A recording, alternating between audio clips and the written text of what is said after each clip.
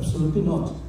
জাতীয় নিরাপত্তা এক জিনিস আর মানুষের মানবাধিকার সম্পূর্ণ অন্য জিনিস। এটার সাথে কোনো অবস্থায় যদি আমরা সত্যিকার অর্থে জাতীয় নিরাপত্তার শব্দটার অর্থ বুঝি, তাহলে কোনো দেশের মানবাধিকার জাতীয় নিরাপত্তা নিশ্চিত করা মোটেই সম্ভব নয় যতদিন পর্যন্ত মানুষের মৌলিক মানবাধিকারগুলো নিশ্চিত করা যাবে।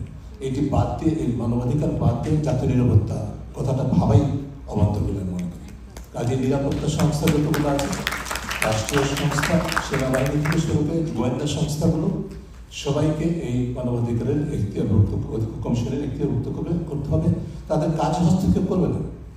তাদেরকে যেভাবে আইন প্রক্রিয়ার সংস্থাকে প্রশিক্ষণের কথা বলা হচ্ছে, যেভাবে তাদের পরিদর্শনের সুযোগের কথা বলা হয়েছে, সেই সুযোগগুলো আমার মানবাধিকার কমিশনকে দিতে হবে।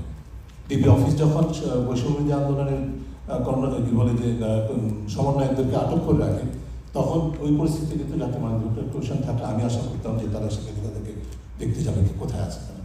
এই অধিকারগুলো যে সমস্ত আয়নাঘর সারা দেশব্যাপী হয়েছে, সেগুলোতে পরিদর্শনের দায়িত্ব বা এখতিয়ার জাতীয় মানবাধিকার কমিশনকে দিতে হবে। এই বিষয়টি আমি অত্যন্ত গুরুত্বপূর্ণ বলে মনে করছি। এটাকে বাদ দিয়ে জাতীয় বাংলাদেশে সত্যিকার অর্থে যেভাবে মানবাধিকার লঙ্ঘন হয়েছে ধারাবাহিকভাবে যে প্রতিষ্ঠানগুলো করেছে, সেগুলোর অন্যতম কেন্দ্রবিন্দুতে ছিল এই ডিজিএফআই, এনএসআই, আমি নাম করে বলছি, ডিবি, এনটিএমসি, এই ধরনের সংস্থাগুলো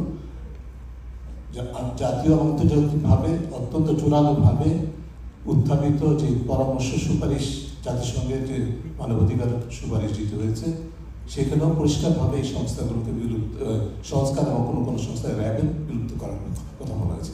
অন্তর্বর্তীকালীন সরকার কেন সেই বিষয়ে কোনো অবস্থান ঘোষণা করছে না, কোনো পদক্ষেপ গ্রহণ করছে না? আমরা যত সংস্কারের কথা বলছি, কোনো সংস্কার বাংলাদেশে গণতান্ত্রিক গণতন্ত্র প্রতিষ্ঠানকে, মানুষের অধিকার প্রতিষ্ঠানকে কোনো সংস্কারই কার্যকর হবে না যতদিন পর্যন্ত যে সংস্থাগুলো মানবাধিকার লঙ্ঘনের মূল চাবিকাঠি ছিল, মূল এখতিয়ার যাদের হাতে ছিল, যে সমস্ত যে সোসাইটিকে একটা সার্ভেলেন্স বা নজরদারি ভিত্তিক সমাজের যে বাংলাদেশকে পরিণত করেছে যে সংস্থাগুলো, সেগুলো পরিবর্তন না হলে, সংস্কার না হলে আমাদের বাস্তব সংস্কারের লক্ষ্য কোনোদিনই উচিত হবে না। শুধু কিছু মানুষের পরিবর্তন করে, ব্যক্তির পরিবর্তন করে আমি প্রতিষ্ঠানগুলোকে আগের জায়গায় এবং চর্চাগুলোকে আগের জায়গায় রেখে দেবো। তারপরে ভাববো, আমরা যে টেলিফোনটা এখন পক্ষে নিয়ে বসেছি, একটা সময় ছিল আমরা এটাকে বাইরে রেখে এসে এখানে বসে কথা বলতাম। আমাদের এখন এক ধরনের ফেক একটা আত্মবিশ্বাস হয়েছে, যেগুলো এখন রেকর্ড হচ্ছে না। তাই can guarantee you this are all being recorded. প্রয়োজন মতো প্রকাশ হবে, করতে পারবে, তাদের সে ক্যাপাসিটি আছে। এই ক্যাপাসিটি ধ্বংস করতে হবে। এই নজরদারি ভিত্তিক বাংলাদেশ কোনোদিন গণতান্ত্রিক